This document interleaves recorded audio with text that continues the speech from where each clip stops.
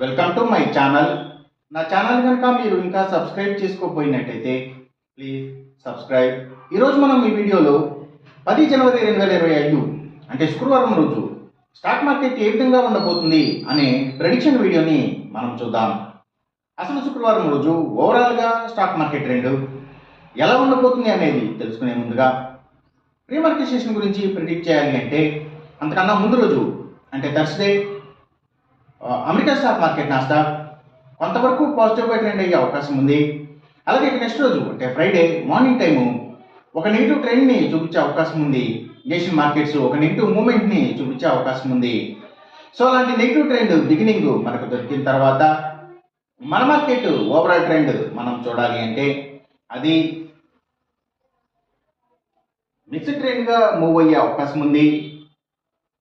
అందులో కొంతవరకు పాజిటివ్గా ట్రెండ్ అయ్యే అవకాశం ఉంది. అలాగే సేమ్ బ్యాంక్ నిఫ్టీ కూడా మిక్స్డ్ ట్రెండ్గానే మూవ్ అయ్యి అందులో కొంతవరకు పాజిటివ్గా ట్రెండ్ అయ్యే అవకాశం ఉంది. నిఫ్టీ ఐటీ మాత్రం నెగిటివ్గా ట్రెండ్ అయ్యే అవకాశం ఉంది. ఇక మనం ఇంట్రాడే స్టాక్ సెలెక్షన్ విషయంలో భాగంగా ముందుగా మనం గెయినర్స్ విషయం చూడాలి అంటే ఏవైతే పబ్లిక్ లిమిటెడ్ కంపెనీల స్టాక్స్ చాలా వరకు కూడా గెయినింగ్ సైడ్ ఉండే అవకాశం ఉంది.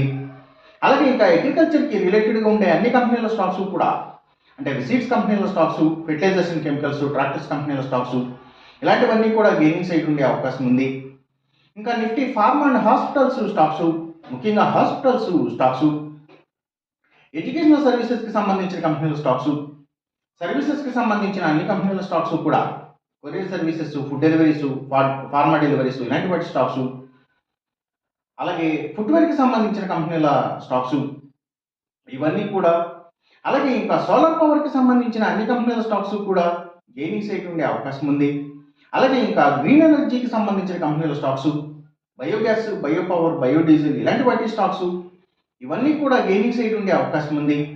అలాగే ఇంకా గవర్నమెంట్ బ్యాంక్స్ అండ్ ఫైనాన్షియల్స్ అంటే పిఎస్యూ బ్యాంక్స్, గవర్నమెంట్ ఫైనాన్షియల్స్ కూడా గెయినింగ్ సైడ్ ఉండే అవకాశం ఉంది శుక్రవారం రోజున. ఇక మనం ఇంట్రాడే లూజర్స్ విషయం చూడాలి అంటే ఏవైతే స్టీల్స్, ఐటీ స్టాక్స్ ఎక్కువగా నెగిటివ్గా ట్రెండ్ అయ్యే అవకాశం ఉంది. అలాగే ఇంకా సిగరెట్ కంపెనీల స్టాక్స్, స్పిరిట్స్ అండ్ బ్రూవరీస్కి సంబంధించిన కంపెనీల స్టాక్స్ కూడా,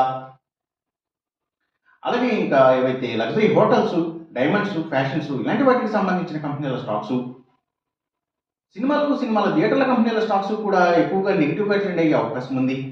ఇంకా FMCG sector stocks, foods and బెవరేజెస్కి సంబంధించిన కంపెనీల స్టాక్స్ కూడా డౌన్ ట్రెండ్ని చూపించే అవకాశం ఉంది శుక్రవారం రోజున. ఇక మనం ఎంసీఎక్స్ ట్రేడింగ్ విషయం చూడాలి అంటే ఏవైతే సిల్వర్ ప్రైసెస్, అలాగే గోల్డ్ ప్రైసెస్, ఇంకా crude oil and natural gases prices so ఇవన్నీ కూడా పెరిగే అవకాశం ఉంది. కాపర్ ప్రైసెస్ మాత్రం తగ్గే అవకాశం ఉంది. ఈ చెప్పిన రిజల్ట్స్కి ఏమాత్రం వ్యతిరేకంగా జరుగుతున్నట్టు మీకు అనిపించినా సరే ఇమీడియట్గా మీ బెట్ల నుంచి వెనక్కి వచ్చేసేయండి. ఇది కేవలం ఒక ఆస్ట్రాలజికల్ ప్రిడిక్షన్ మాత్రమే, దయచేసి గమనించండి. అలాగే ఈ వీడియో కనుక మీకు నచ్చినట్టయితే నా ఛానల్ని సబ్స్క్రైబ్ చేయండి, అందరికీ ఈ వీడియోని షేర్ చేయండి, లైక్ చేయండి. Thank you for watching.